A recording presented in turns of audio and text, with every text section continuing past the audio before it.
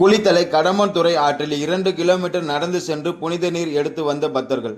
கரூர் மாவட்டம் குளித்தலை சுற்றுவட்டார பகுதியில் மாசி மாதம் தொடர்ச்சியில் இருந்து பல்வேறு ஊர்களில் திருவிழா நடப்பது வழக்கம்.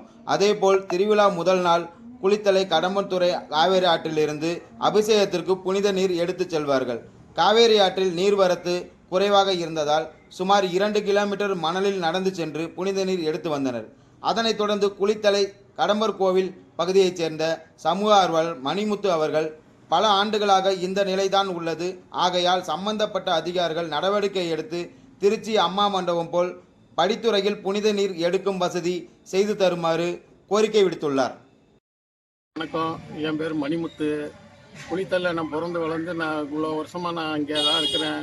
கடம்பையாவுக்கு ரொம்ப கடமைப்பட்டிருக்கேன். இது வந்து காசிலே சிறந்த காசிக்கு அடுத்த காசி இது ஒரு நிகரானது. நம்ம கடம்பர் கோயிலில் தீர்த்தம் எடுத்து சுத்துப்பட்டி கிராமத்தில் உள்ள அத்தனை பேரும் இங்கே தான் வர்றாங்க. நாங்கள் காவிரி அதுக்கு சில பணிகளுக்காக போகிறோம். ஆனால் தண்ணிக்காக வேண்டி ரொம்ப தூரம் போக வேண்டி இருக்குது. இது புனித நீரை எடுக்கிறதுக்கு எங்களுக்கு பக்கத்துலேயே இந்த படிக்கட்டு பக்கத்துலேயே கொடுத்தீங்கன்னா அது போதும்.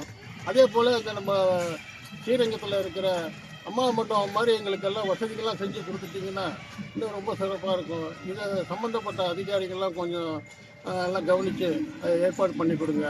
இந்த நீர் ஆகப்பட்டது எடுத்துகிட்டு போய் போல அம்மன் கோயிலுக்கு எல்லாத்துக்கும் தீர்த்தம் நடத்துறதுனால இந்த புண்ணிய தீர்த்தமாக ஆகுது.